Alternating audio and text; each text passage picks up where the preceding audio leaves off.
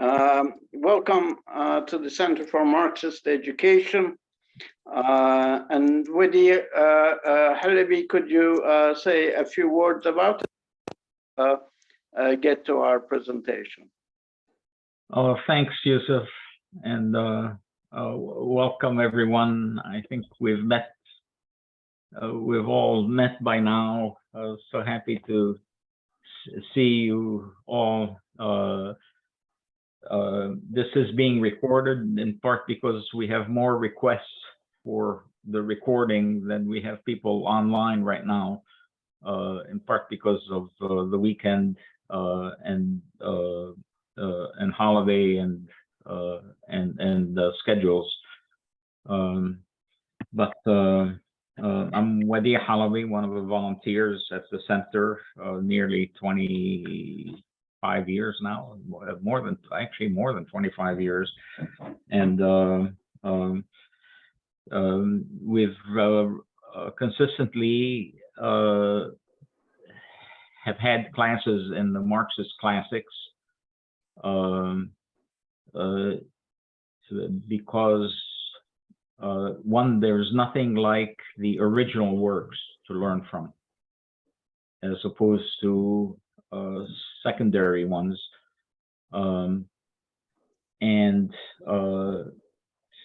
not least because they provide such extraordinary guidance in terms of understanding and changing the world. So, so happy to have comrades from the Young Communist League in Massachusetts presenting today. I'll say a few words of introduction and then pass it on to you.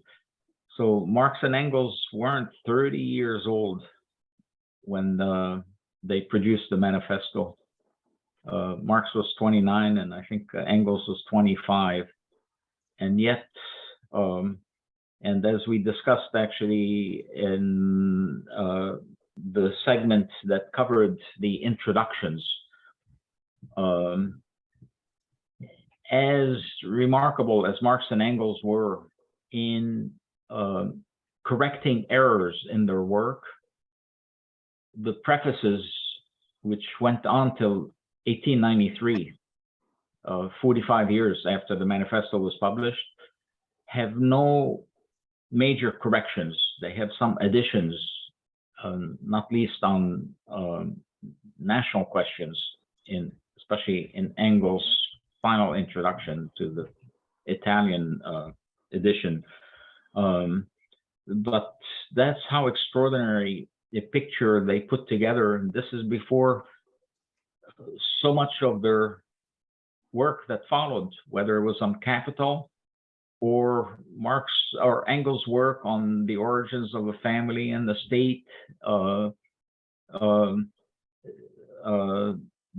but all of their theoretical work, their analysis of the Paris Commune. So again, something absolutely extraordinary there. And that includes, for example, the chapter 3 that our comrades from the YCL are reviewing today. The analysis of the ideologies and movements that came up, many of them in opposition to or as alternatives to what Marx and Engels were presenting, is a model for us to follow, because they place each movement in that broad historical perspective of not least the transition from feudalism to capitalism, but also the rise of a working class and its opposition to feudalism and capitalism, and why it was often defeated in its early struggles. So, so part of it is that capitalism in Europe arose in an all-around struggle against feudalism, and that included an ideological struggle as well as often a physical struggle. And so by contrast, capitalism in the United States did not emerge in a struggle against feudalism. So we know what the European settlers did when they arrived here, whether from Spain or England. Essentially, they undertook a war of just brutal, genocidal wars against the indigenous peoples, of out and out land theft, and as a major source of labor, kidnapped and enslaved people from Africa. And but there was no need to conduct an ideological struggle. And if you look, Jefferson and the founders of the United States borrow from Enlightenment in Europe, the philosophy that often accompanied the rise of capitalism, as a way to cover up their crimes. But it didn't inspire anyone. It helped shield our eyes to what was unfolding.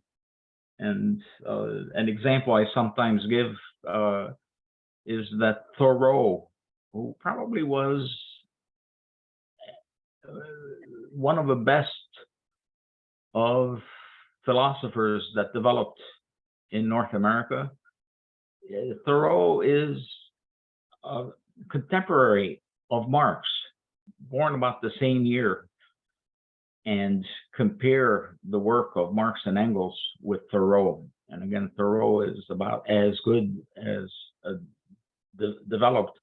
And there's a lot of attraction to Thoreau, understandably, because of this environmental consciousness. And then there are works that have pointed to the far deeper, far more comprehensive understanding of how exploiting societies treated the environment compared to Thoreau. And again, have to give Thoreau his due in terms of that environmental consciousness. In any event, that's enough of an introduction. Welcome, Anthony and Parker, and passing it on to you, and say maximum a half hour between you, and because to allow for discussion, and that's often the best part that follows. Okay. Hello, everybody. Thanks for having us.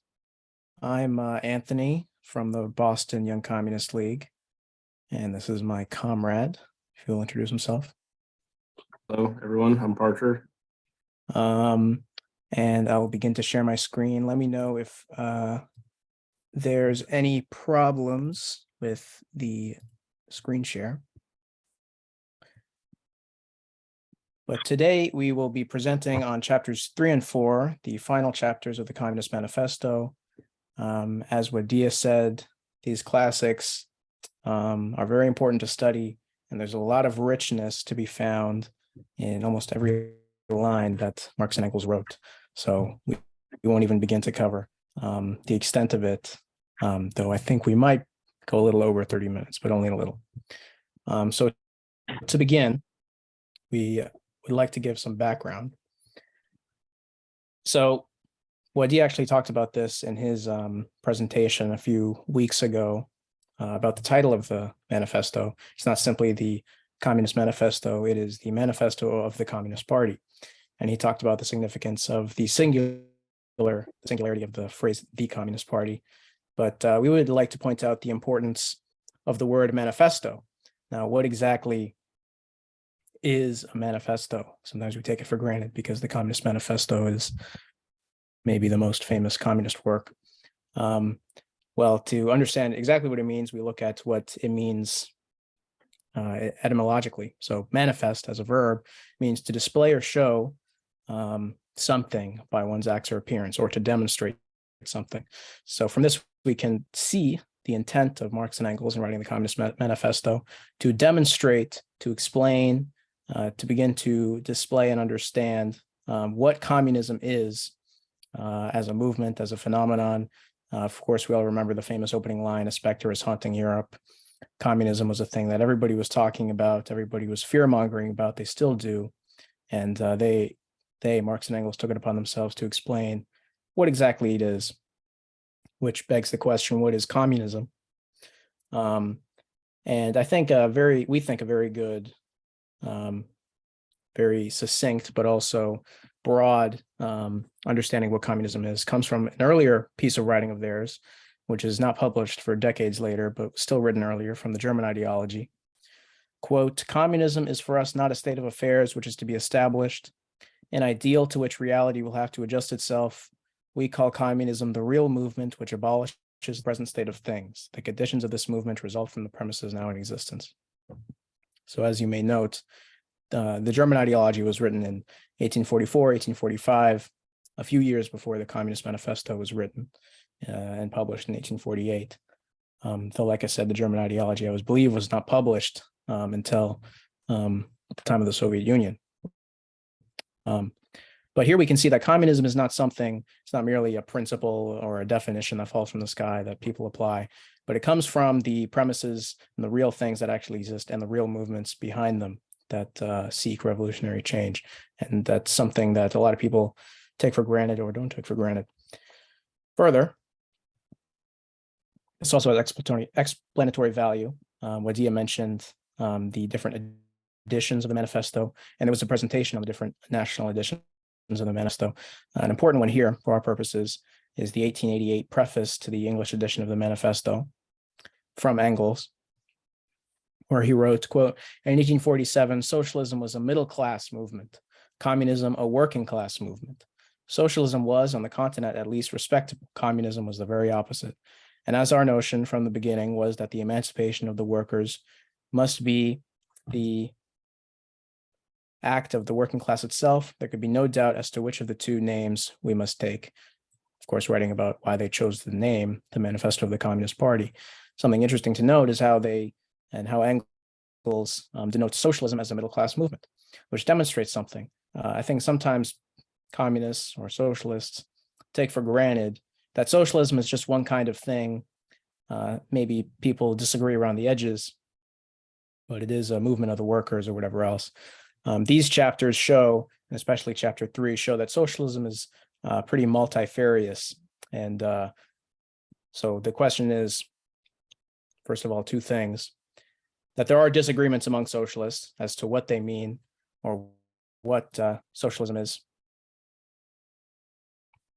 And then two, the difference between communists and other socialists, as Engels noted in 1888. So then the question is, what is socialism? So from these two chapters and from what we've already discussed, we can tell that these various socialisms that we'll get into in chapter 3 are different, very different, but they all have one thing in common. And that one thing is they all acknowledge the reality of human sociality in the face of its undoing by modern capitalism, the crisis of modernity in Europe engulfing during the period of industrialization. That is, they agree that there is a social question that must be tackled or answered. And this is important because it's not something to be taken for granted. For the first time, it actually appeared as something that was up in the air. For centuries, of course, it was taken for granted, in feudalism or tribal society or what have you. Everybody, there were stable collective units of society. Finally, in capitalism, that started to be uprooted, and that problem had to be resolved. Now, of course, these various different socialisms that they write about in chapter 3 come from different social strata in different class societies.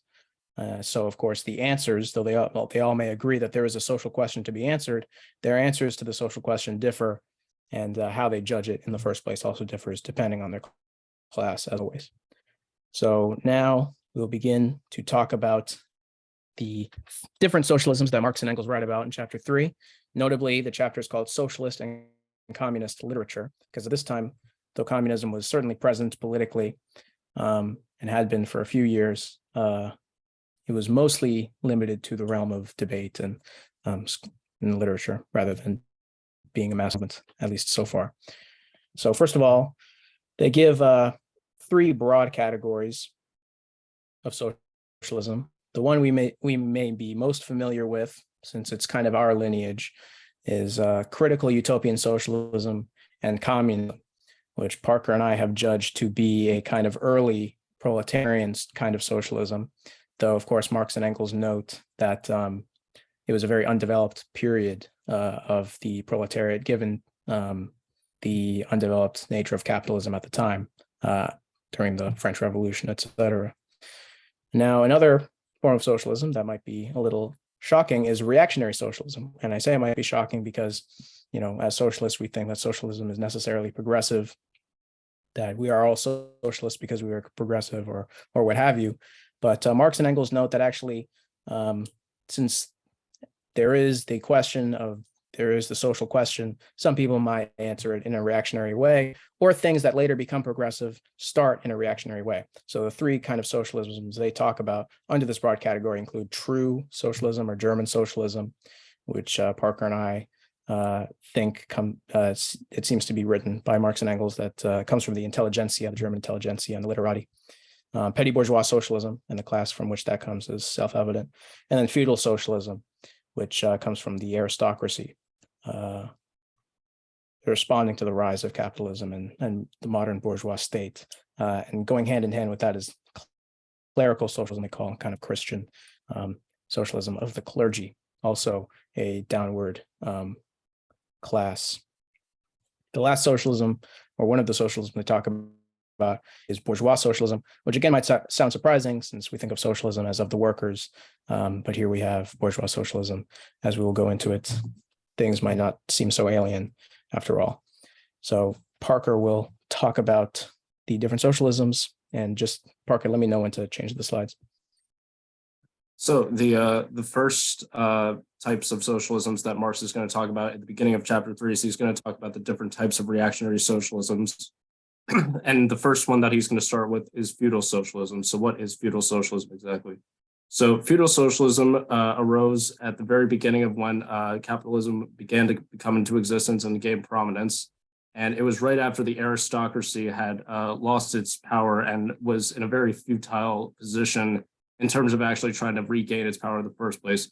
So the aristocracy, being angered at the fact that the bourgeoisie had basically secured their former positions of power, began to whisper in their ears of a story that or not a story, but they would whisper tales of the fact that the proletariat, the class that was now created by the modern bourgeoisie, would eventually inevitably overthrow them.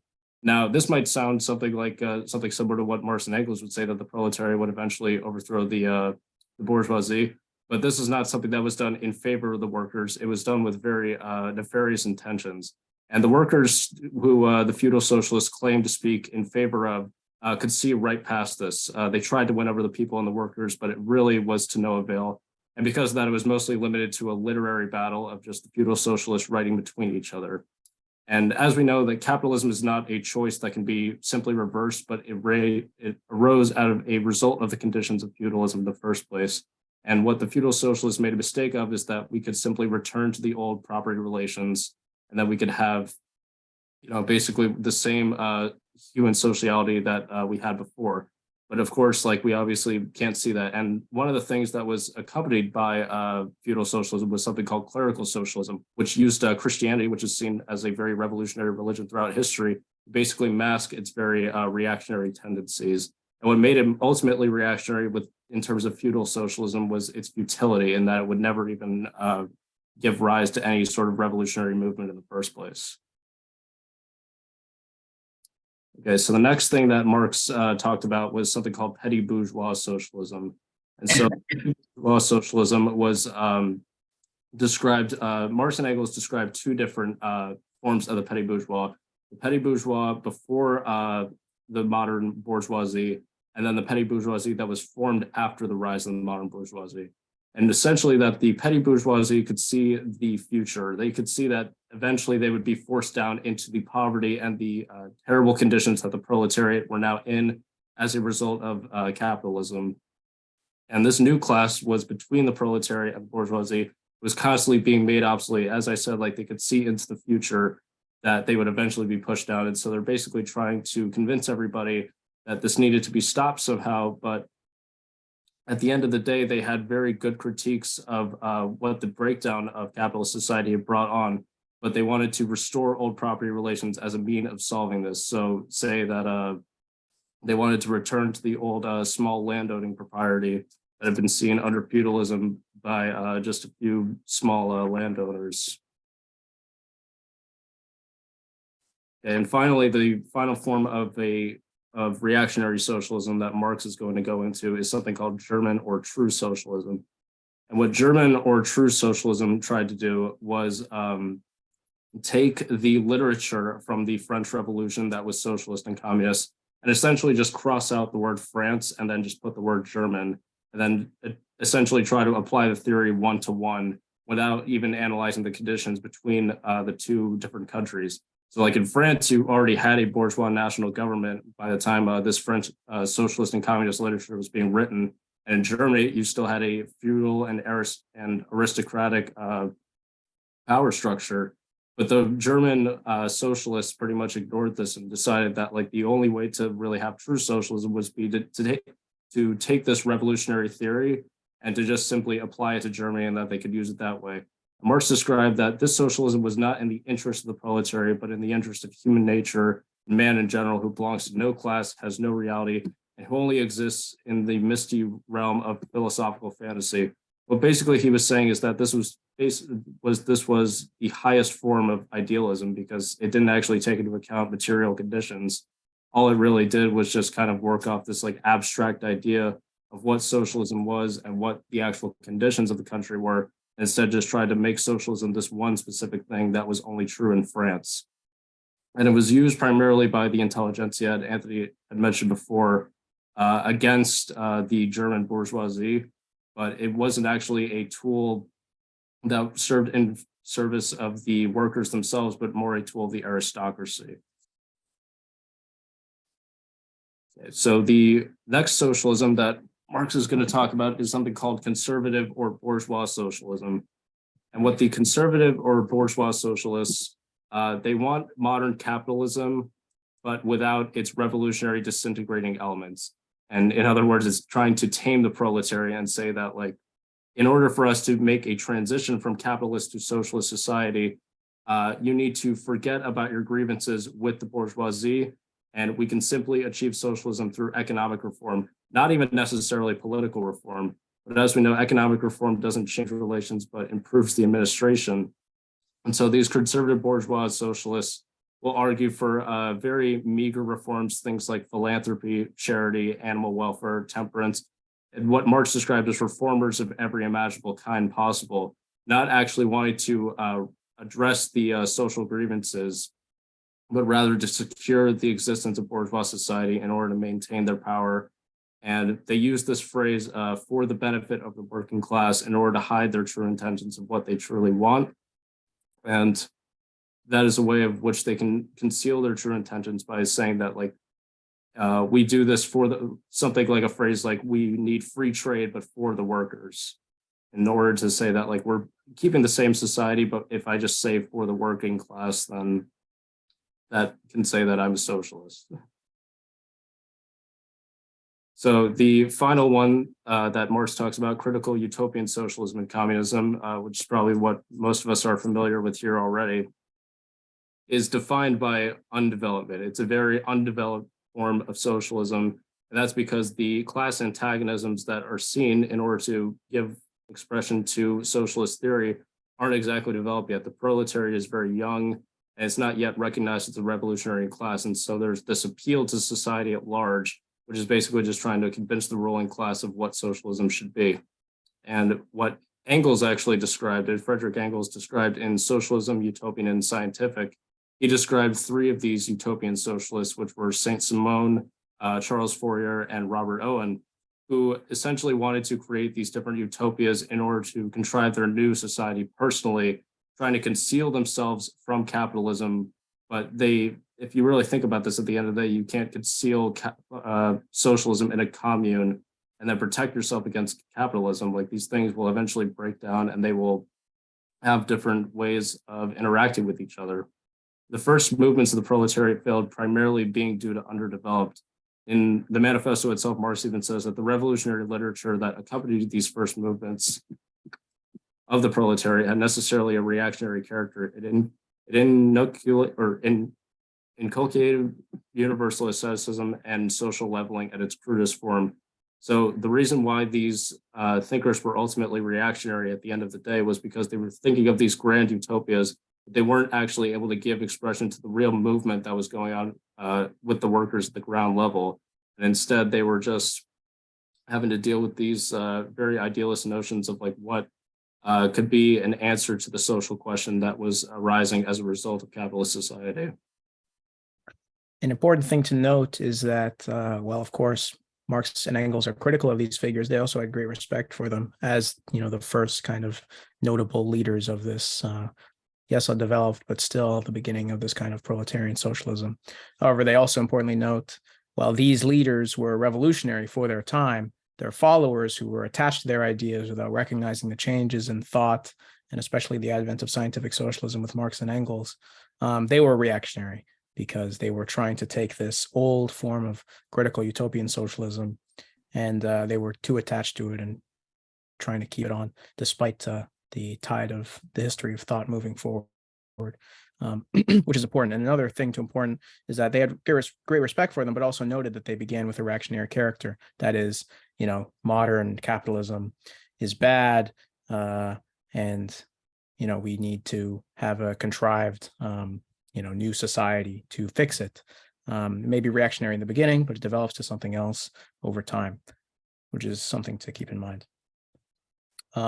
Chapter 4, which becomes related, as we'll see, to chapter 3, of course, is where Marx and Engels talk about how communists should approach dealing with other parties that aren't necessarily communists, that may be socialist or not, that may be proletarian or worker oriented or not, in the rest of the world, particularly in Europe and the United States. So here are a few, or here is basically the guideline. Like we said, who should communists support? Basically, all the real movements that abolish the present state of things, as said in the German ideology. By the end of this chapter, they say it in so many other words, quote, "In short, the communists everywhere support every revolutionary movement against the existing political order of things, existing social and political order of things." Specifically, the communist method in dealing with such movements is to fight for the attainment of the immediate aims, for the enforcement of the momentary interests of the working class, but in the movement of the present, they also represent and take care of the future of that movement. So while many of these movements may be limited in scope and only focused on temporary or momentary interests, as they say, like wage increases or hour decreases or reforms or simple political reforms or what have you, these are certainly important, but it is the communists who bring the importance of the future in mind, and that is that revolutionary element that they always bring. So here are some quotes that are important to note that convey some of the principles that are at play with how Marx and Engels write about and how they can guide us with seeing who to support today, because of course the world has changed since 1848. So in Switzerland, they write, in Switzerland, the communists support the radicals without losing sight of the fact that this party consists of antagonistic elements, partly of democratic socialist in the French sense, partly of radical bourgeois. Now, of course, every one of these parties and every one of these groups in every one of these countries has their own complex histories that we can't quite go into, and their own complex forces that constitute them and what have you. But an important thing to note here, of course, is the idea that communists should support groups that may be antagonistic to communism and to communists, including democratic socialists, might I add, which is important, and the radical bourgeoisie.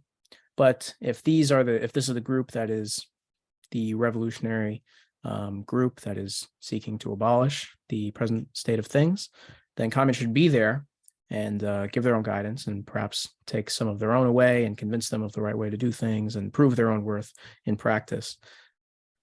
Likewise, in Poland, the communists support the party that insists on an agrarian revolution as the prime condition for national emancipation, that party which fomented the insurrection of Krakow in 1846. Now, two things are important in this quote. One, agrarian revolution, land reform, peasant mobilization, and national liberation, because Poland at this time was split, I think, mostly by Russia and maybe a little bit by Prussia as well.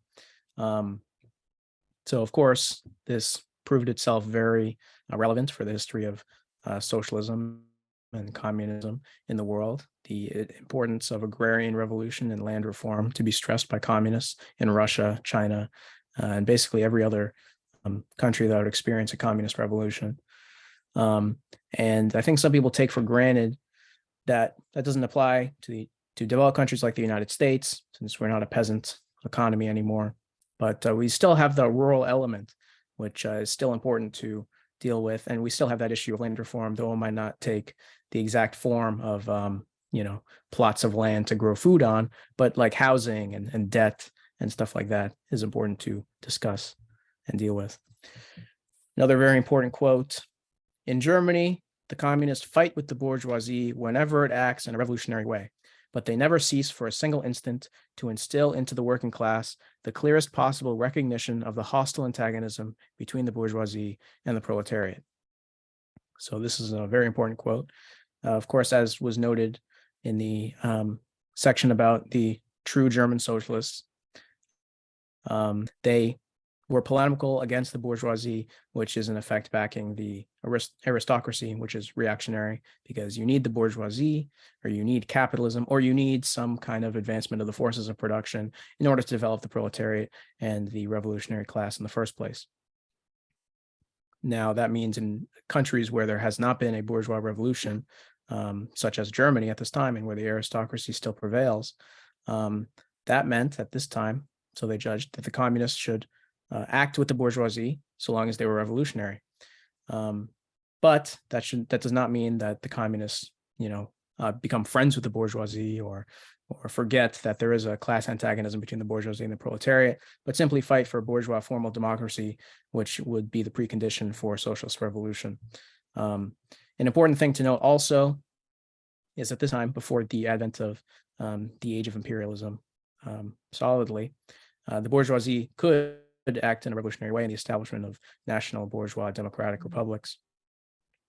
But Lenin's importance later on will be to note that with the advent of imperialism and the monopolist bourgeoisie, they had become hopelessly reactionary, which is part of the reason that there was a socialist split between the Second International and what would later become the Third International and the Bolshevik Party.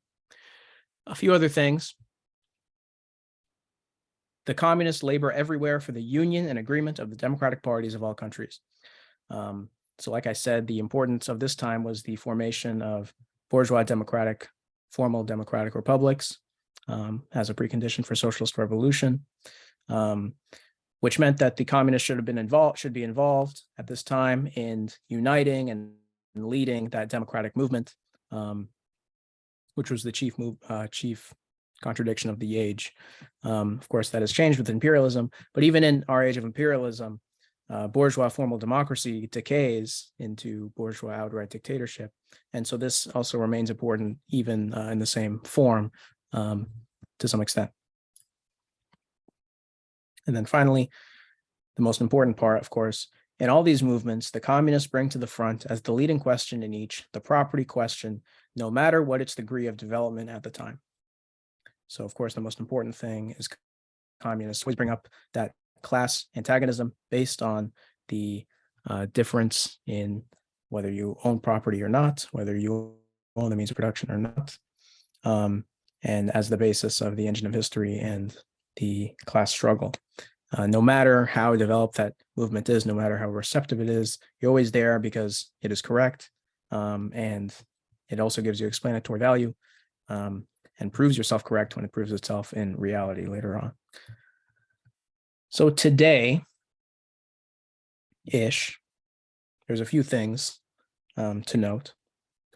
Number one, what it means to apply these lessons from these two chapters in the context of today or the time since 1848. Number one, it does not mean to just take the categories that Marx and Engels had and forcing them on modern phenomena, because of course Marx and Engels were writing and describing these categories because they saw these categories exist. They did not first come up with the categories and then apply to the reality they saw. They examined the reality they saw and then judged them and categorized them, for lack of a better word, in that way. So that means for us, we look at the logic that they used to judge the class character of these different socialist groups, movements, literary cohorts, what have you. For us, looking at modern phenomena, judging their class character, and seeing how they respond to that common social crisis or the social question with Marxist logic.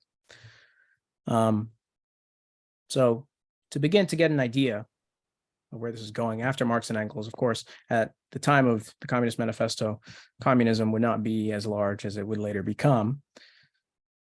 In the 1860s, they formed the SPD in Germany, the first large Marxist party in the world, the Social Democratic Party. And it would be a revolutionary mass party for some time. But it would not achieve power for a long time. But and then you have the rest of its similar parties, the Labour Party in Britain, etc. And eventually it does come to power. Person in Weimar and coalition governments, etc. And at the same time, you also have Marxism, Leninism, and the advent of socialism in one country. And this is the beginning of socialism, leaving purely literary and purely pre-political struggle and actually being practiced by governments in power. And of course, there was a split between these parties or these groups on the left, ironically positioned on the screen, and these groups on the right, the Comintern and the Third International, etc. But these parties still, claim socialism, and up until the 90s, or even still today, the Labour Party in its manifesto or its charter claims to uphold a socialist society, as does the SPD. So it's very interesting to note, again, the people take for granted that socialists are all one thing, and it's a common refrain, oh, they're not a real socialist. But you can't, who are you to say one or the other? The question is whether one socialism gives adequate answer to the common social question that we've talked about, which, of course, social democracy does not definitively, and Marxism, Leninism certainly comes closer to. And et cetera. And that et cetera includes the rest of the world, especially in the period of decolonization, where socialism began to take root in many more countries outside of Europe. So, of course, this map may look familiar. It is one map of socialism.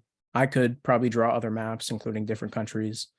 This map comes from Wikipedia of, in darker red, explicitly, formally, Marxist-Leninist countries or currently Marxist-Leninist countries, in orange, socialist countries, or I believe the Wikipedia stipulates countries that the Soviet Union believed to be heading towards socialism, and then this greenish yellow countries that actually enshrine socialism in their constitution. So you can see, I think we all know that a lot of these countries did not or do not agree 100% with each other. And of course, you also had the collapse of the Eastern Bloc. And this map also doesn't show the mass movements of socialist parties, of communist parties, of workers' parties in different countries. And also like we mentioned in the last slide, the actual coming into power of socialists, nominally, certainly, social democratic parties in Germany, France, Scandinavia, Britain, and what that actually means for socialism, i.e. different kinds of socialism that exist in the world rather than just one kind. And then is the question of modern phenomena in the United States, at least. There's a lot to talk about: political phenomena, mass movements, etc. The DSA, the Tea Party, the Occupy movement, and even the quote unquote MAGA movement. And they all, in their own way, respond to the social question. Of course, DSA comes from, in large part, originally it comes from actually the lineage of the Second International, the Socialist Party of the USA, Socialist Party of America, and also the Vietnam War, et cetera, Michael Harrington, that cohort. But it would really blow up in the months during and following the first Bernie Sanders presidential campaign. And now it has become the largest socialist grouping in the United States currently, and the largest one in a very long time, with nearing 100,000 members. Now, the question is, what kind of classes constitute the DSA? What kind of classes does it represent? It's even got members in positions of power and political offices throughout the country, in Congress, in city councils, in state legislatures, etc. The question is, what kind of socialism could we say that they practice today? Because that is a question to ask. Also, the Tea Party. Now, of course, if you ask Tea Partiers if they were socialist, they would probably do a lot of things that would not be good. But in their own way, they do respond to the social question. That is, they believe that the problem is government taxing and spending, government spending out of control, as you see on that flag. And they believe the answer is for government to withdraw itself from the equation. In any case, they all agree that government can respond to the social question in some kind of social grouping that is the government, or social method of administration that is the government, can respond to the social question by withdrawing itself, which is taking for granted that social role that the government would play. Another example is Occupy. Of course, this was big after the financial collapse of 2008. And of course, as is perhaps most obvious, their response to the social crisis of the time, as we see on the sign, foreclose on banks, not people. Now, their problem was, that the cost and the price of these bankers gambling with people's money fell on the people and not the bankers themselves. And this was a very large movement and probably very exciting for many of us at the time. I was very young, so I do not remember much of it. But we can also see in hindsight how this was kind of a crude, populistic, of course, the famous slogan is 99% versus the 1%, which there's truth to that saying, but it is not exactly a scientific way of understanding how classes operate and what classes can actually be the revolutionary engine that can change a government or implement a new one. And then, of course, you have MAGA, which sprung up around the same time as DSA, since it came out of the primaries of 2015 and 2016. And especially with Donald Trump, of course, it was his slogan in 2016. And even in the name, you can see how they respond to the common social question, or you could say that, which is connected to the property question, make America great again. That is their answer. We simply have to turn back the clock to a time when America was great, and we'll just do it again. Now, of course, you can see the problem in that. The past gave rise to the present, and if the present has problems now, it's because of what conditions existed in the past. So there is a little scientific, to say the least, analysis of how we got to the present, but there is certainly that energy, and they certainly take a lot of different answers to why things got so bad as they did, whether it be immigrants or what have you, and they have their own answers to that, like the wall and a bunch of other nasty things. Parker, do you want to cover any of these in more detail than I did? I think you did a pretty good job. The other thing I would say about the MAGA movement, it's like it specifically it tries to answer the social question from, I think it's a bunch of different angles, but I'd say two of the big focuses are specifically on immigration and China. And the reason that it focuses so much on these is that they believe that like all these two things, that the question of immigration and the question of how America's interaction with China has affected America, is that these are the two primary forces driving the social question of like the things that we need to solve in the country. Now, I mean, you can agree with that or not. I mean, I would assume that most of us don't. But I mean, that's the fact of the matter is that that's how they choose to answer the question in the first place, and that's how you need to attack, or not attack, but necessarily respond to those 2 points when having to actually respond to the MAGA movement and try to critique it. Well said. So we have some final questions for people to think about. Maybe you can answer them or whatever. But Parker, do you want to read them out? Yeah, sure. So the questions that we had prepared to maybe just get some discussion going here at the very end is that what other examples of modern real movements do you see arise that tackle the social question? Now, this can be in a reactionary way, in a progressive way, or even in a revolutionary way.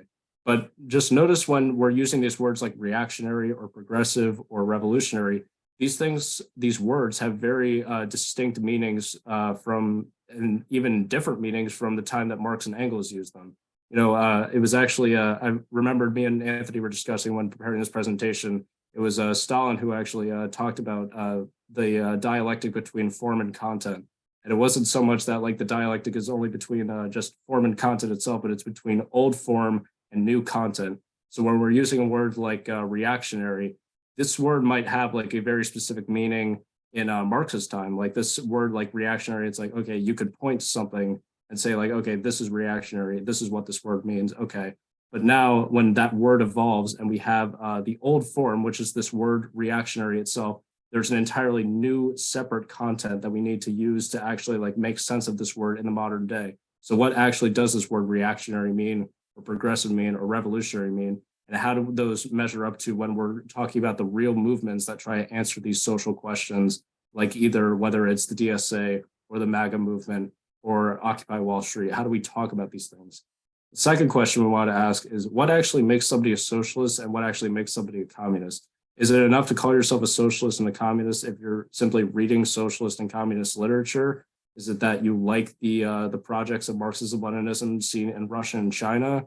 Is there a real workers' movement that's happening in the United States and you want to give expression to that? What does the word socialist and communist actually mean? And like, what does it mean to be a socialist and a communist?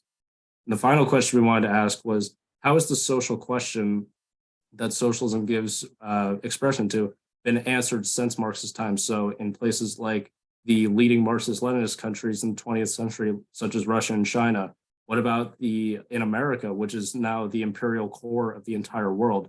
What about in Germany, which Marx predicted would be the first country to have a proletarian revolution? Obviously that didn't happen, but how was the social question answered in that country over time? And what about in other countries as well? So we're going to open up the floor and we'll see what everyone thinks and get some questions asked. And yeah. And thank you. Hi. Okay. I just want to go back to 1847, 1848, and the United States. And okay, the great thing about the manifesto is it was, to use the words that I learned learning computer coding, KISS, keep it simple, stupid. It was addressing the major questions of the day. It was a call to action. It wasn't so much a philosophy, ongoing, et cetera, but this is the philosophical works of Marx and Engels are different, okay? This was a call to action. And I think when we look about it, we need to think about it. So what was that call to action in this country? Well, what was the crucial piece? 1847 to 1865. It was the class struggle, was the struggle against slavery, okay? And it was very interesting in the US. There were two prominent Fourier pieces. One of them is right here in Boston, Brook Farm.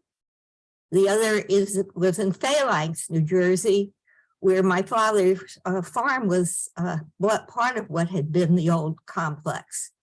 Okay, what happened? But both of those were formed by people who were Brook Farm, that was the Beacon Hill intellectuals. Anti-slavery was the big question, okay? In Phalanx, it was a bunch of farmers who got together, and unlike Brook Farm, which broke because they didn't farm, they talked. The women wore bloomers and went into Red Bank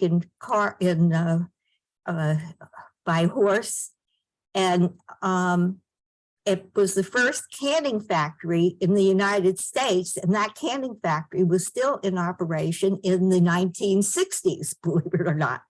But these guys they didn't go back. They decided around the end of the Civil War, they would go back to the original owners, okay?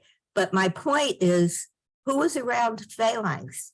Well, it was Arthur Brisbane in New York City, who was in major correspondence with Marx. And it was those, how do you say, the big question, which is what the correspondence of Marx and Brisbane was about, was on the progress of the Civil War, of the war against slavery. That was the essential question of the day. But I just wanted to bring that out because everybody's been talking about Europe, blah, blah, blah. But let's talk about this country, you know, and the movements, Brisbane, afterwards, the Civil War, then came the whole question of dealing with the aftermath of slavery. And then, of course, we had the initial beginning in this country by early mid-1870s, 1877, of the first communist parties or workers movements in this country. They didn't call it communist, but that was going on. But I think it's very important that we keep the discussion relevant. And the manifesto wasn't written as a memoir, as a piece to lay out what was going to happen, but it was a call to action. And we need to think about that Marx, how do you get social action? And, you know, that's why we talk about what are the issues today. And not the least is military, okay? But again, I'll shut up now, but I just wanted to bring that little piece of personal background back. Yeah, I am a historian, Wadi. I am 19th and 20th century, and got trained by some wild people, including the guy who was the interpreter between Stilwell and Mao Zedong during World War II. That was my Chinese history professor. Oh, thanks, Billy. I just wanted to add a couple introductions, but first really to thank our two YCL comrades. I'm just thrilled about your presentation and the just outstanding, the preparation, the presentation, every step of the way. And I have a sense that it's partially born out of the fire of struggle in Colombia, ongoing for decades. And in part, I think it's our own failures that such extraordinary struggle has not yet, anyway, but has not resulted in the working class taking power. But nevertheless, absolutely extraordinary struggle in Colombia. And one of the first presentations in this pandemic was on the history of the Communist Party in Colombia and the movement behind it. So just an announcement in terms of the next series of presentations in the Marxist classics. There will be intervening events, but it will be on what, in my opinion, is the single most important of all of the extraordinary contributions of Lenin's, the single most relevant or important for our task today, State and Revolution. And we'll try to take it one step at a time, one chapter at a time. And we're certainly hope that YCL will be able to take one of the chapters and present it, if not more than one. So, and just very, I loved about the point about the sociality of humanity and how capitalism destroys it. We need to keep that in mind, and it's not meeting human needs in every way, and so this is really crucial. So, but let's move on to discussion. We'll have plenty of it. I have some additional thoughts, but let's open it up to discussion. But really, thank you, comrades Anthony and Parker, and so happy we're having this. Thanks for having us. Thank you very much. Thrilled. So any? Steve? Hey, yeah, I'm Steve. Thank you for speaking with us today. I wanted to say that I appreciated your comments regarding sort of class distinctions between those who own property and those who rent. I think this is one of the or a significant contributing factor to like our housing crisis today. I sometimes joke that, 95% of what you need to know about capitalism, you could learn by showing up to a zoning board meeting where someone's trying to get permission to build an apartment.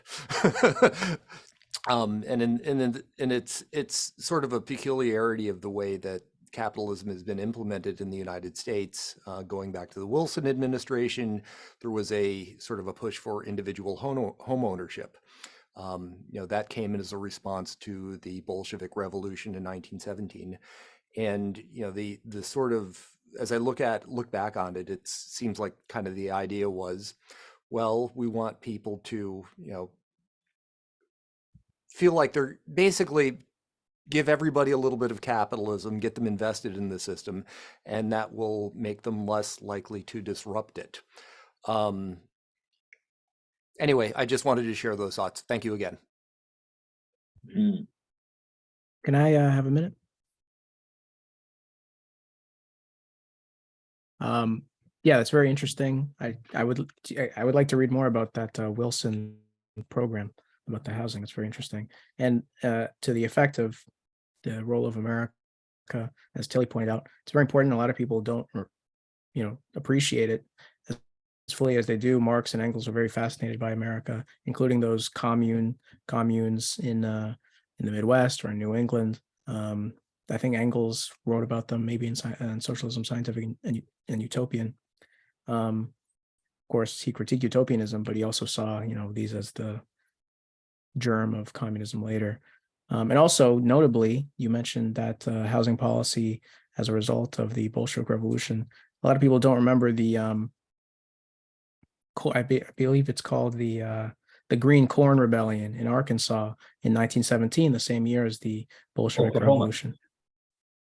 Yeah, a rural uprising in the United States by rural farmers, against the present order of things. And that was kind of, I've never heard about that in any history class, but it would be very interesting to see because a lot of people forget the revolutionary history of the United States. But thanks. Yusuf?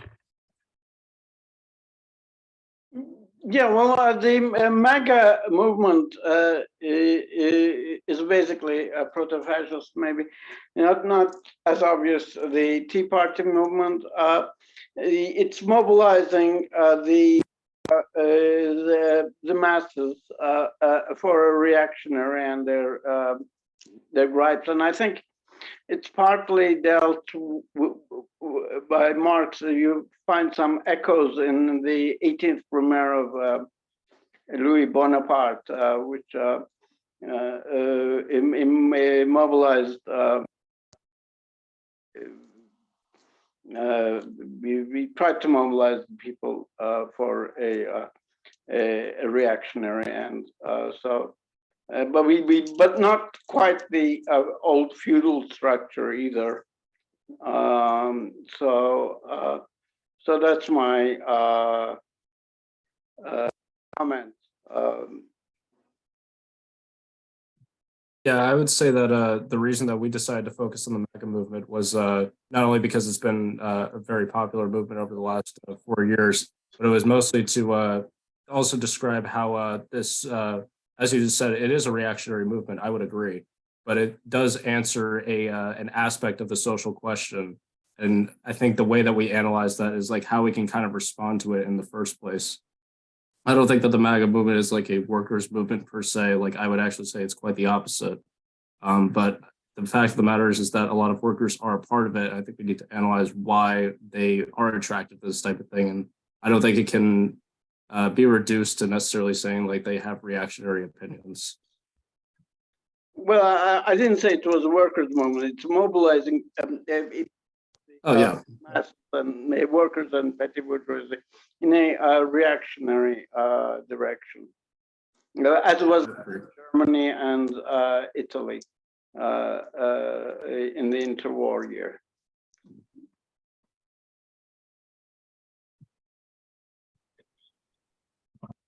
It's really good to take up again an analysis of movements, drawing from the methodology that Marx and Engels apply in the manifesto. So, and I think in the presentation today, there was pointed out that both DSA and the Tea Party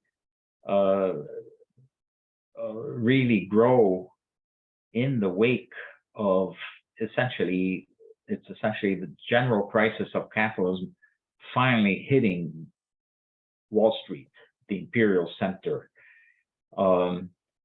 And they're obviously different movements, very different, but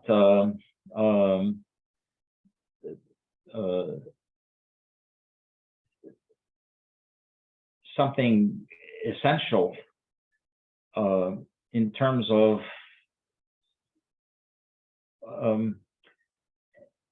a Marxist understanding is the absolutely extraordinary monopolization of capital in the United States.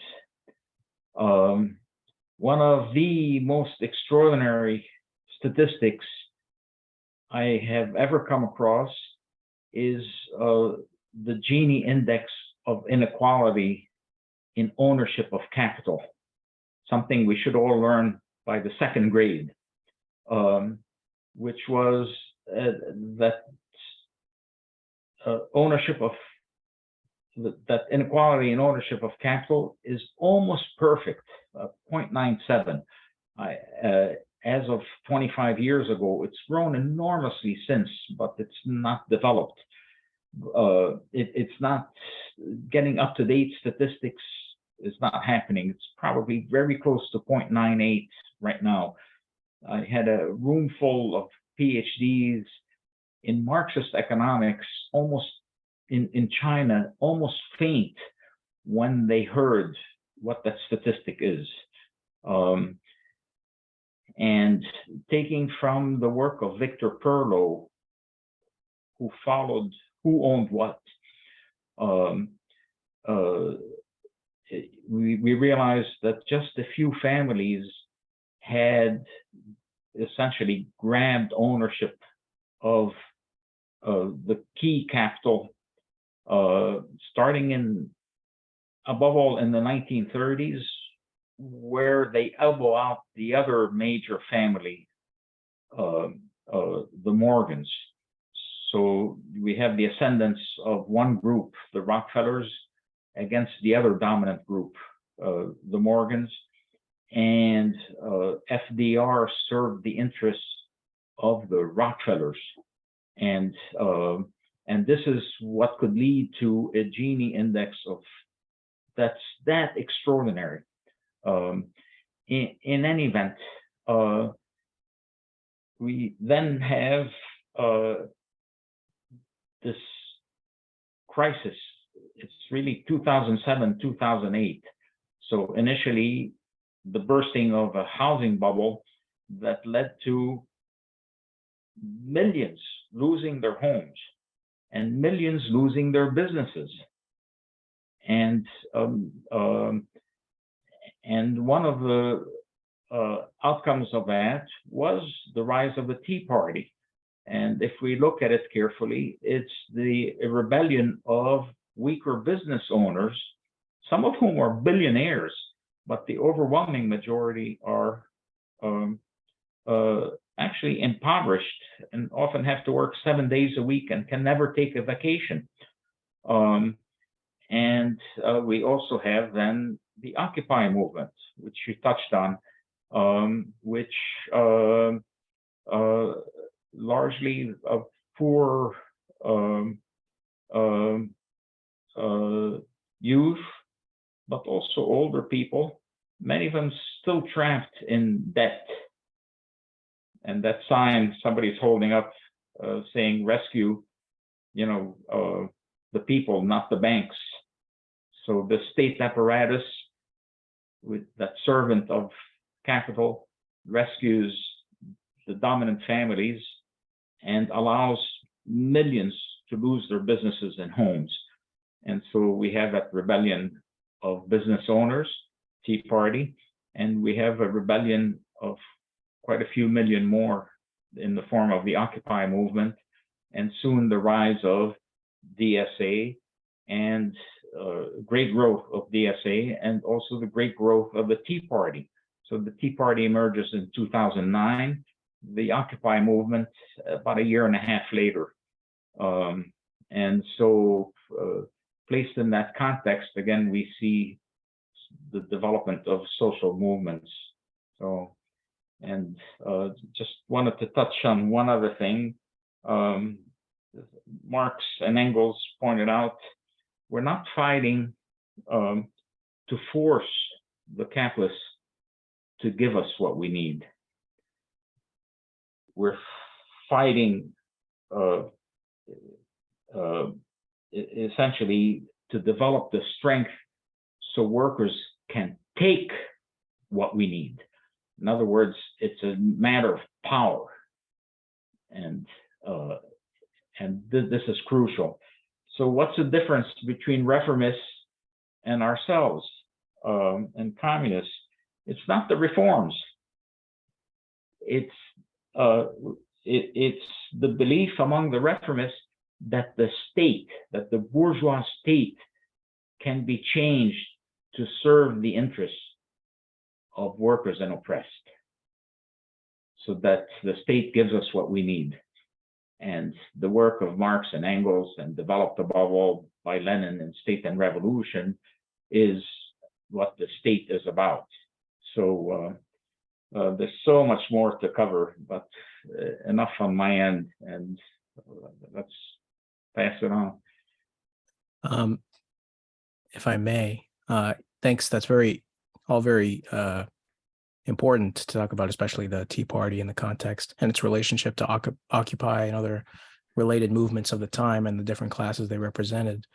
An interesting thing about the Tea Party movement, two things. Number one, a lot of it came out of the Ron Paul campaigns of 2008 and 2012. And the interesting thing about Ron Paul is he had a slogan, and it was revolution, the backwards love, which is interesting, an interesting position to take. That I don't think is fully appreciated. And he also had his own answer to like financial crises, and that is to end the Fed and audit the Fed, et cetera, which is also interesting.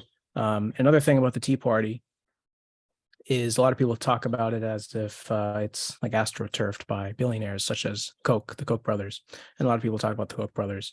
But you mentioned the importance of the big oil monopolies like the Rockefellers, et cetera. And in that way, the Koch brothers, who are also historically have been involved in the oil and petroleum industry, kind of represent this lower level of the oil industry trying to poke up at the Rockefellers and the bigger oil monopolies, and in that way supporting that smaller business movement that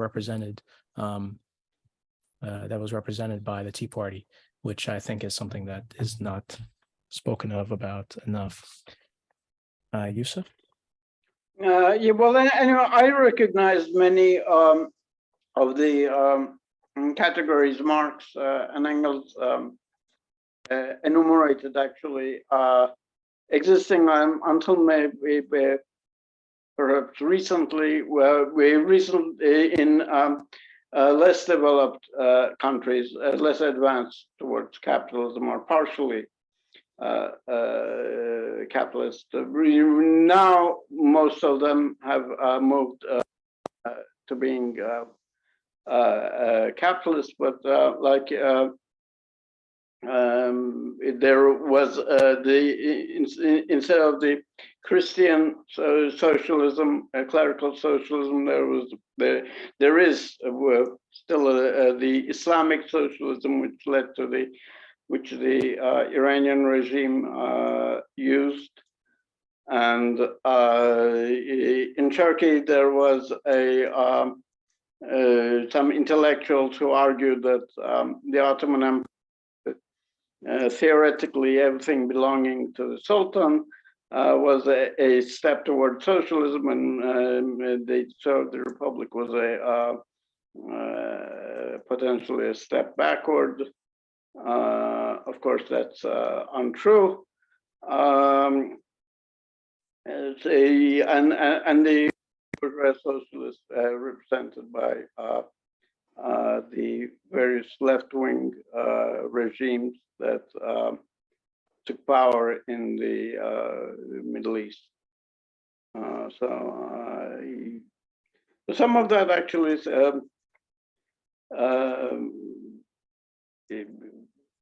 sound familiar to me because I come from a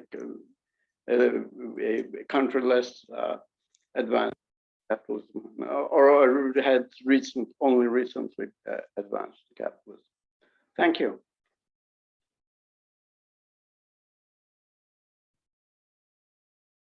Anybody who hasn't spoken? Sandy.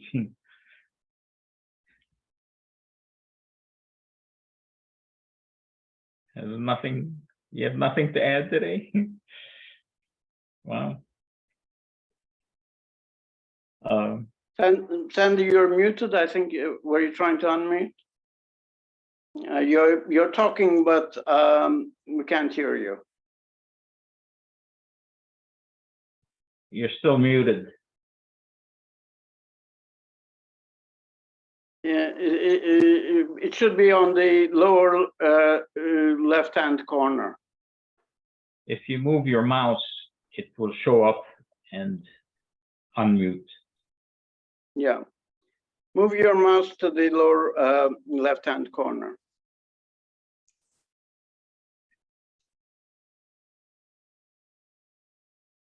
While Sandy finds her way we know that fascism destroyed unions, fascist movements, whether in Germany or in Spain or wherever its ugly head arose. So something to consider is most of the Tea Party fire has been aimed against what they call the deep state, the state apparatus, and their sense that somebody is controlling the state against them. And that extends to the Koch brothers, combined wealth of maybe 70 billion. One of them died a little more than a year ago. In any event, and we can see the continuation from the Tea Party to the rise of Trump, or election of Trump. So 16 of the 17 candidates for Republican nomination in 2016 were not represented the rebellion. Only one represented the ruling class, that was Jeb Bush, and he was kicked out very early in this race. So in any event, the state that gave the greatest margin to Trump in 2016 was West Virginia. And Trump comes into office early 2017. Well, just a little more than a year later, we have one of the great strikes of recent decades, really, which was the West Virginia teacher strike. And it had overwhelming mass support. And won everything that it was asking for, and refused to take it until what they sought was applied to all state workers. And essentially Republican-dominated legislature caved in. And then this was followed by an even more extraordinary strike in some ways in Arizona, another state that gave overwhelming support to Trump, and where the teachers, again, won what they sought. And the same with the strikes in Kentucky and in Oklahoma, again, states that supported Trump in the 2016 election. So again, something is going on, and very dangerous, in my opinion, to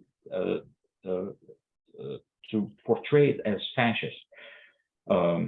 So there are fascist elements, and the danger is serious, but there's still more going on. And the last thing we want to do is corner it or dismiss it as a fascist movement. So it's not a working class movement. Again, it's basically a movement, a rebellion of weaker business owners who've just been devastated, who were suffering through the 1980s and even more in the 1990s. And then along comes the bankruptcy law sought by the ruling class and its state, comes into effect in 2006 and makes it far more difficult for these business owners to escape debt, above all, to the ruling class, and informed by the state, where the state comes in and, you know, throws you out of your house, or, you know, comes and boards up your business. In any event, above all, the one class that can find solutions is the working class, and that's our job. And that includes taking into account the legitimate needs of those smaller business owners against this dominant capital and the state. So, yeah, let me make one point. Fascism does start out with mobilizing the working class, and the first thing it does is to, when it gets state power, is to crack down on the working class support that it created. Most dramatically, in Germany, it was the Night of the Long Knife, where it cracked down on the SA, which was basically lower class. I mean, we working class and lumpen rabble, beer brawlers, beer house brawlers. You know, when we say it's fascist, doesn't necessarily mean it's all big bourgeois, but the whole point of fascism is to mobilize the lower classes to its own ends. That's what it is about. And later, when it reaches state power, it cracks down on them, on the class base it built. Yeah, that's is my point of view, and I think it shared by many people. Any other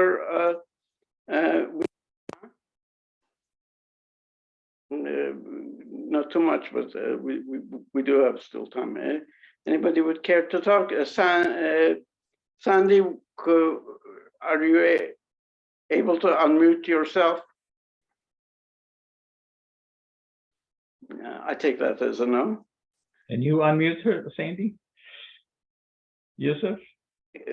Yeah, I don't think I can unmute her. I could request her to unmute. I don't think I can actually force somebody to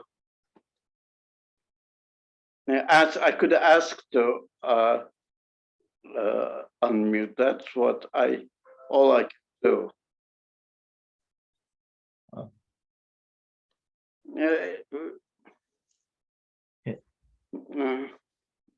A historical context again.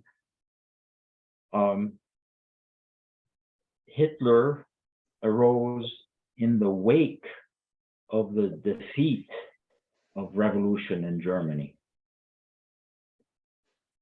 Mussolini arose in the wake of defeat of a tremendous uprising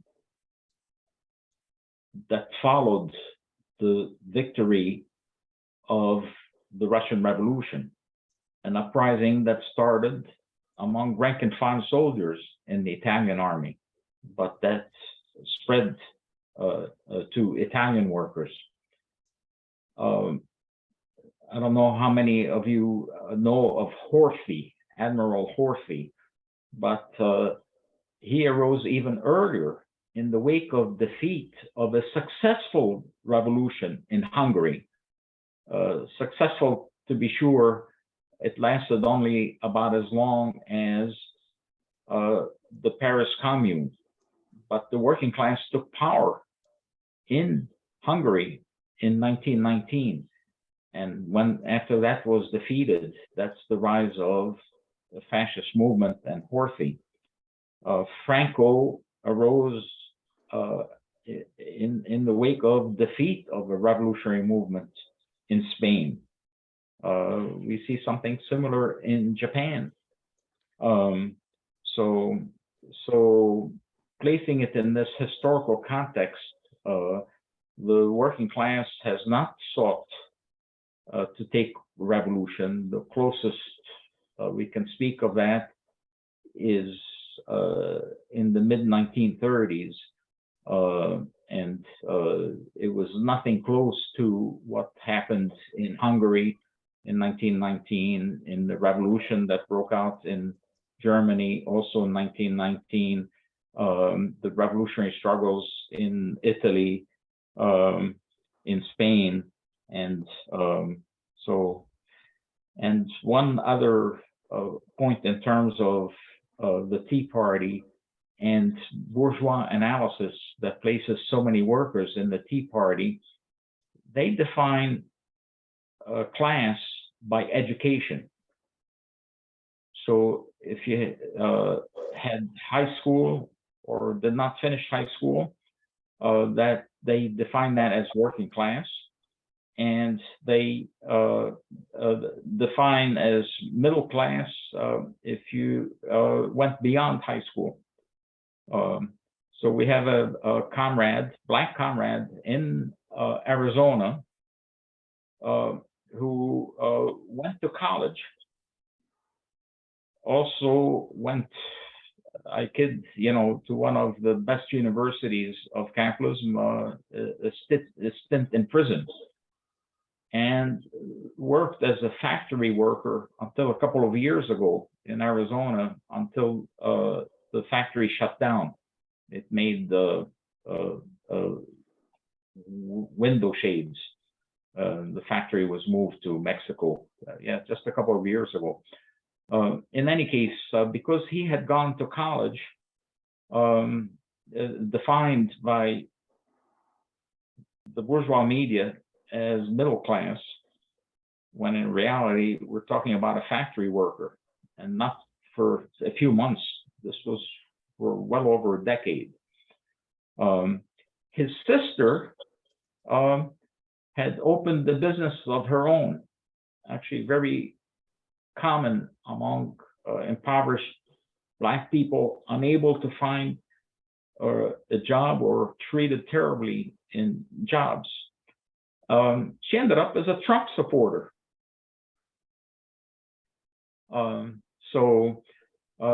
As far as I know, she had not gone beyond high school, so defined as a worker and Black, supported Trump. So yes, well, in Spain, Franco basically caused the defeat of the revolution. Didn't come. You could argue what constitutes a defeat, but we are basically socialists and communists and anarchists were working class movements were fighting with the Spanish Republic against Franco while he was coming to power. So I think that's a somewhat of a different situation. yeah, but there may have been our own weaknesses that led to defeat of what should have been a revolution in Spain. We should let our comrades summarize. We've reached our time limit, but can really want to thank you. Extremely rich material. One piece of fascism you left out. That was Japanese fascism, okay? And the imitation early on going on and the invasion of China. And actually a childhood memory was when they saw my cousin in the Shanghai, bombing of Shanghai. He was there, he worked for Paramount, which used to do, you did your newsreel, you got your pictures in newsreel. And he was there, and I can remember I was 6 or 7, but hearing the excitement, that was Maury. And yes, he was. But think about that invasion, and yes, the bombing of Shanghai and the occupation of the coast. So I just want to add that to you know, what we're talking about, worldwide fascism.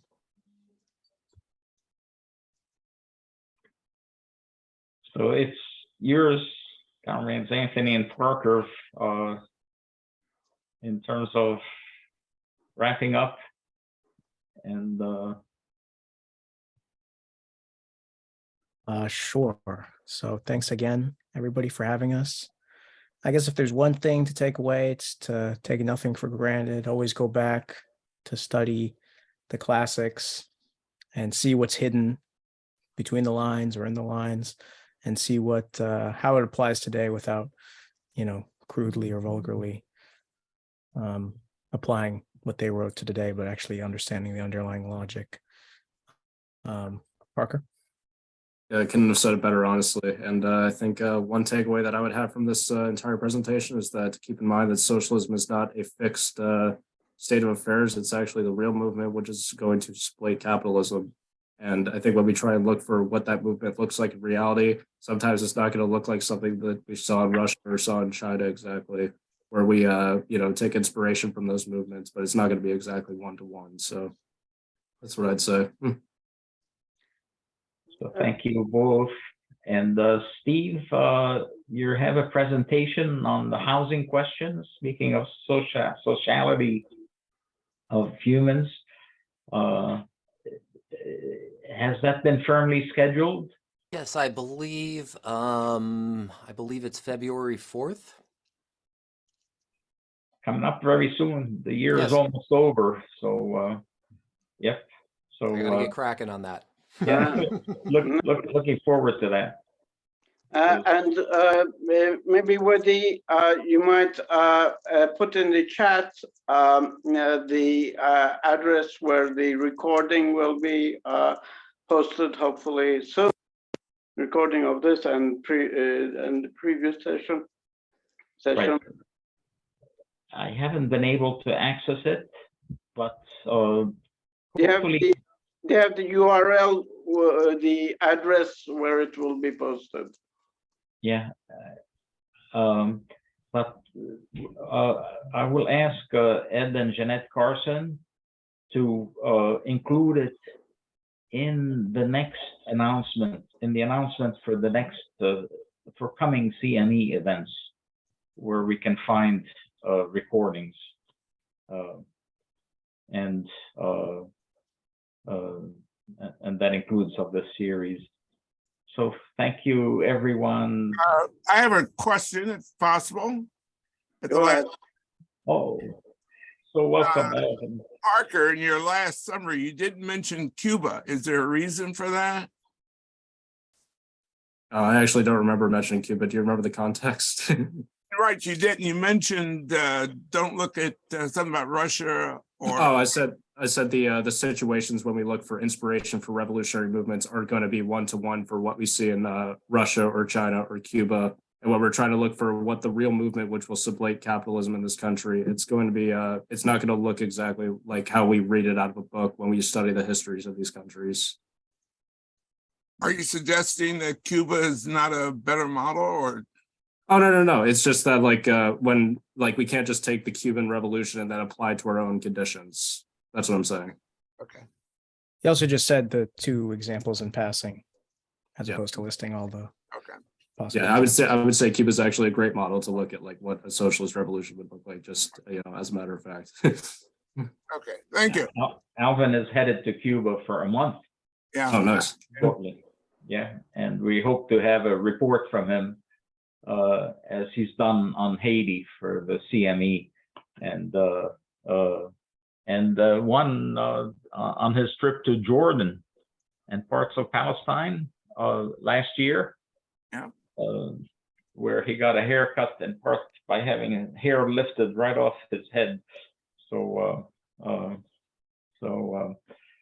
again, thank you, everybody. Look for the announcements. If you're not on the list for the CME, be sure to sign up for it. And see you very soon. Okay.